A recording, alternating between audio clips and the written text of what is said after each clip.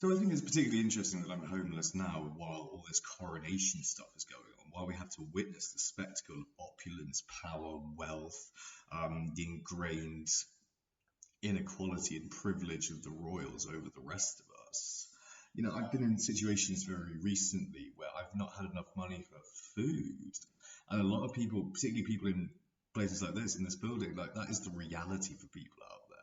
That's the people out there, so we're finding it hard to put fucking food on the table. The last thing we want to look at is a fucking idiot with big ears parading around in a fucking crown that's worth more than most people's house. This is just not good. This is sickening. It's vile. There's the king right up on the pinnacle of wealth in this country. He's about one of the richest people in the country anyway. But that's the sort of thing we worship and idolize. These people with huge, ridiculous wealth. All these houses, all this land and property. No, we need to get rid of this sort of thing. This is a desiccated sort of appendage from a bygone era that we no longer need. It reeks of, hereditary privilege and serfdom and the Middle Ages and all this sort of thing.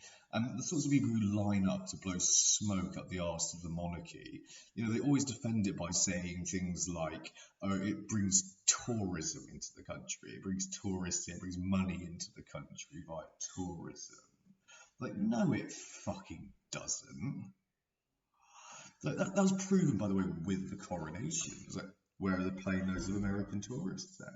Where are these tourists for the coronation? They're not here. And in any case, tourists, they'd come anyway. They would. They would. Come from Madame Tussauds, the Globe, everything else that has nothing to do with the monarchy. They would come here nonetheless. The French don't have a monarchy. They have no problem with getting tourists into their country. People still love and appreciate Britain. We've got a phenomenal cultural wealth in this country. That's probably our major wealth. Other people associate with Britain things like the Beatles, Led Zeppelin, The Who, these big rock bands, great music, amazing, rock music and pop music, the Beatles. That's what people really are interested in when they're interested in Britain now. Or, people are interested in like Dickens and Shakespeare and our literature and so on and things like this. And, our culture and our food. We have fantastic food in Britain, even though it gets widely criticised. But our food in Britain often comes from other places, and we're fantastically multicultural. And it's a wonderful place on a lot of levels. It's a very progressive, or it tries to be progressive as much as possible, I think. But it's a great place nonetheless. But there's big problems with this place. And the biggest problem with this place is inequality. And we cannot keep worshipping this symbol of ingrained hereditary privilege and inequality. Because that is what these people are.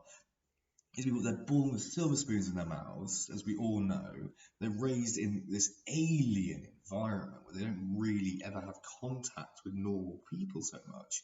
And I think I actually feel very sorry for people who grow up in that sort of environment.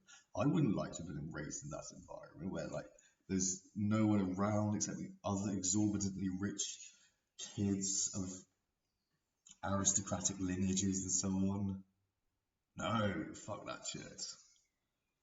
Like real ordinary people, and not like trapped in some bubble. It's not good for them. It's not good for them. It's not good for us. It's like one of those things, isn't it? Like, if you wanted all the money in the world, if you wanted that sort of money, like, it wouldn't do you any good to have that sort of money and power and privilege. Happiness can be found with a lot less wealth, and the good life can be found with a lot less wealth. But I mean, there's extremes of wealth in Britain, and there are extremes of poverty. People are not merely poor in Britain, Some of us are incredibly poor. Some of us have nothing at all, or very, very little in the world. We find it very, very hard to survive and feed ourselves. This is going to be what it rejoins upon, these sorts of considerations, and putting the flag-waving nationalistic absurdity and craziness of this monarchical system and this aristocratic system, and putting all that behind us and growing up and modernizing and becoming, really a more modern and progressive nation.